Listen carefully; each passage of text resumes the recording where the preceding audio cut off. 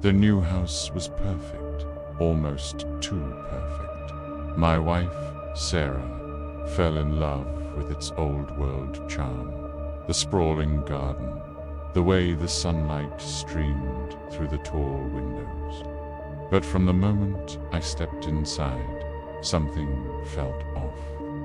A cold spot in the hallway that never seemed to warm up. A faint, almost imperceptible whisper on the edge of hearing, like a radio tuned to a dead station. Sarah didn't notice, or she chose not to. She was too busy painting the walls and planting roses. But I started seeing things.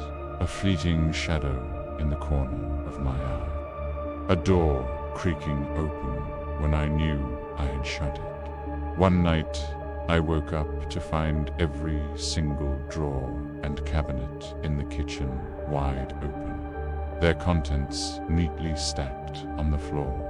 Sarah just laughed it off, saying I must have been sleepwalking. Then came the photographs. I was sorting through a box of old things the previous owners had left in the attic.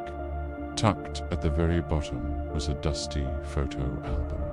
The pictures were of a family who must have lived here decades ago. A smiling couple, two young children. They looked happy. But as I flipped through the pages, a disturbing pattern emerged. In the first photo, a faint, blurry figure stood in the background, almost hidden in the shadows of a tree.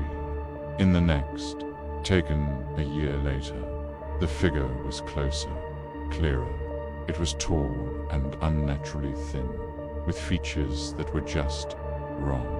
Page by page, year by year, the figure crept closer to the happy family.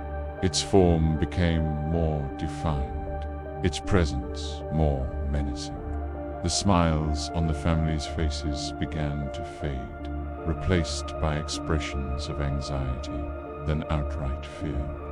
In the final photograph, the family was huddled together on the front porch, their faces pale with terror. And standing right behind them, its long skeletal hand resting on the father's shoulder, was the figure. Its face was a void, a black hole of utter emptiness. A cold dread washed over me. I slammed the album shut, my heart pounding in my chest. Just then, Sarah called out from downstairs, her voice bright and cheerful. "Honey, come see this. I want to take a picture of us in the garden to start our own album." I stood frozen at the top of the stairs, the dusty album clutched in my trembling hands. Through the window, I could see her standing by the rose bushes, waving and smiling, her phone held up, ready to capture the moment. And just behind her, half hidden by the shade of the old oak tree, I saw it, a tall, thin shadow, slowly starting to step into the light.